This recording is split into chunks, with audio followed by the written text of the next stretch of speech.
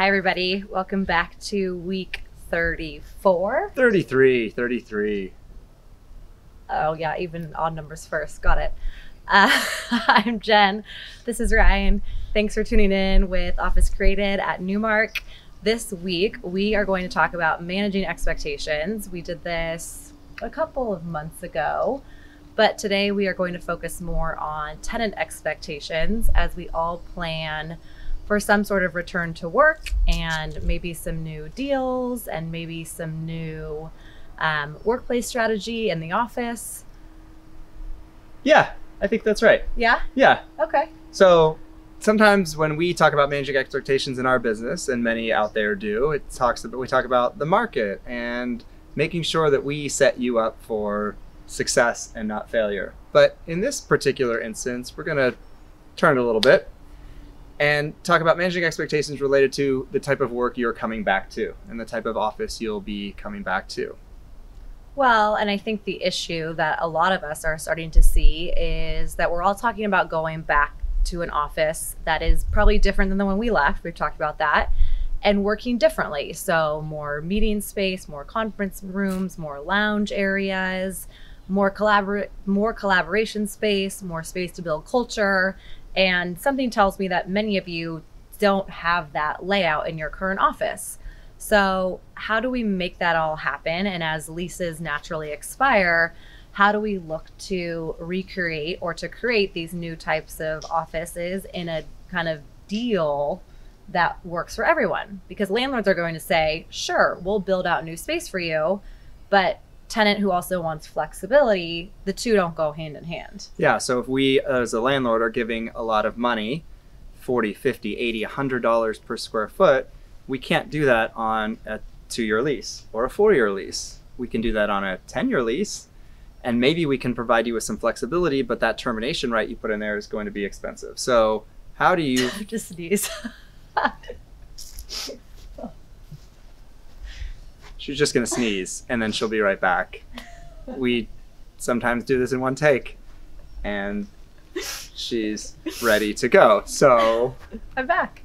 Bless you. Thank you. Bless you. So how do we make this work for both sides? Because the other thing that tenants are thinking about is not only are we coming back and what's it going to look like, but we want to have the flexibility, and we're not exactly sure how our workforce wants to work because we don't even know how they want to work yet. So there is some trial and error that will probably happen here for the next 3, 4, 5 years maybe on working through spaces and coming up with a lease term that makes sense, but also with a space that people feel healthy and comfortable coming back to.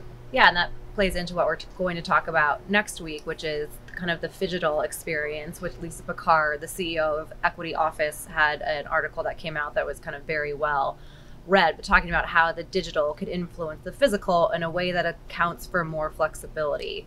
And I think one thing that's interesting from a market standpoint is... Was phygital a word, or did she create that? I don't know. Like, it's not in the dictionary. Well, not yet.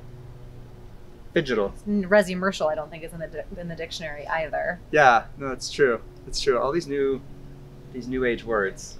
Okay, keep going. Sorry. But from a market perspective, one of the things that we've actually started to see, and we were just talking to another broker up in the Bay Area, is that in the last couple of weeks, we've actually seen a lot of the sublease space that was put on the market taken off the market. Yeah. And clients have said, we'll just go back to this space and we'll figure it out. We were paying for it anyway, so we'll occupy it and we'll just figure it out while we're in it. So that actually might make the market tighten significantly faster than many of us thought as we come out of this, because tenants are just reoccupying the spaces they put on the market for sublease. I think it also speaks to something I think you coined, which is that the longer this has gone on, the better this actually is for the office and the now not so imminent death of the office, right? Because many people have realized that they do like working from home, just not every single day. So. Yeah, if this had only gone on for 3 months, working from home was cool. You know, I think the novelty of it has worn off for most. Definitely for me. We know. So yeah, next week we're going to talk about phygital. This week, just a little bit of a blend, obviously, and we are still doing one good thing I did not forget. So. Oh, good, because the GOAT won number we knew it. 7. We knew it. I'm very happy. Congratulations Tom Brady, TB12. You're near and dear in my heart. But that is not my one good thing this week. We're just congratulating TB12 on number 7. That's surprising. I'm really late to the game here, and I'm going to admit that. But Orange is the New Black is one of the most unbelievable shows I've ever watched in the history of television. So if you can all find your inner Piper Chapman, Oh, God.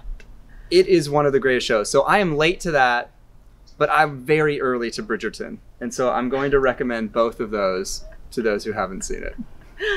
I'm Jen. That's Ryan. We'll see you next week. Bye. 3, 4, 5, 6. You got skills, girl.